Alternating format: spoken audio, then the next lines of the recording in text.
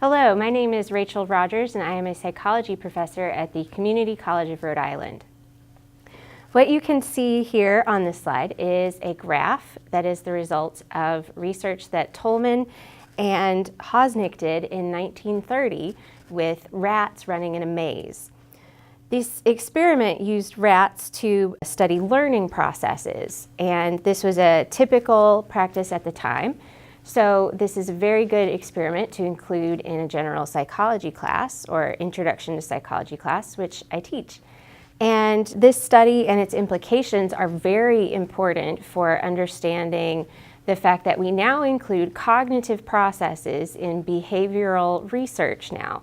This is not something that has always been done in psychology.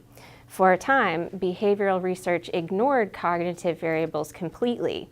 But Tolman's research was one of the studies that helped make that shift to including cognitive variables. So this is a very important study for students to understand as they learn about psychology and how it has changed over the years. Now, usually I present this information myself as part of a class lecture. The students read the information in the textbook, and I also talk them through it with the graph up on the screen to make sure that they understand the information and the implications of this study. And that's about it. They read it in the book and I lecture on it in class. Now, as I met with other faculty in preparation for CCRI's participation in the multi-state collaborative, I began to think about which of my activities in my classes would meet the requirements for the student artifacts involved in the study. And I couldn't come up with anything.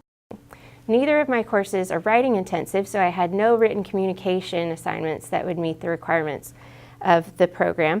And while there is mathematics involved in psychology through the use of statistics to analyze data, most of my students have not yet taken statistics. So at first I thought the quantitative literacy component was out for me as well. But then I remembered this graph and how reading it and interpreting the graph are a very important part of my course. So I decided to turn this lecture into a class activity. Part of the reason for that is because I greatly value students being active learners in the classroom, and the scholarship of teaching and learning has borne that out, that that's an important thing that helps students learn. So I frequently try to include activities and homework assignments that put the onus on the student to do the work of the learning. So in conversation with some of the faculty members working on the multi-state collaborative, I developed an activity that turns this information into a student assignment where they generate the knowledge and the learning.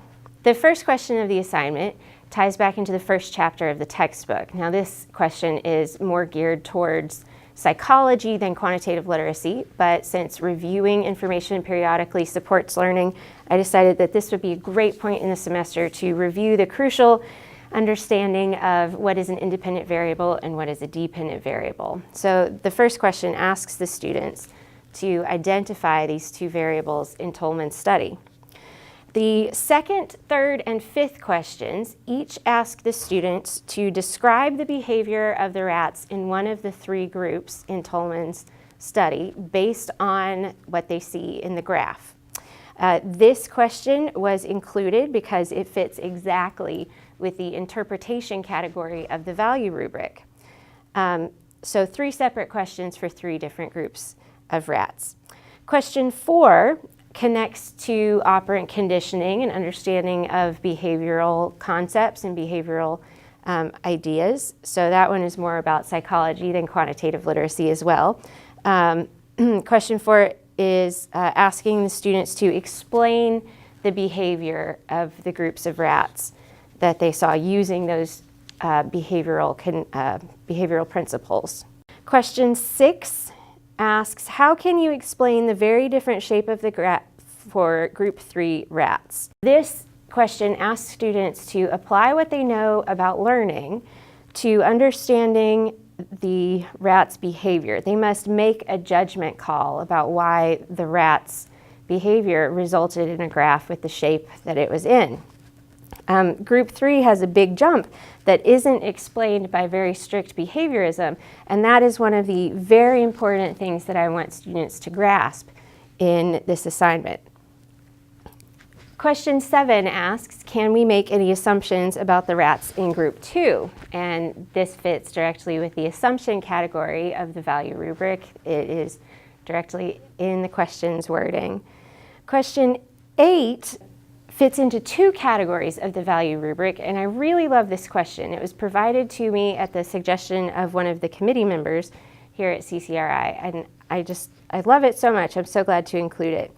To answer this question well, students will have to bring information from the textbook and from lecture on operant conditioning to bear on their understanding of what they see in the graph and how information is represented in graph form. So this question is longer than the others, but it involves 2 components of the value rubric.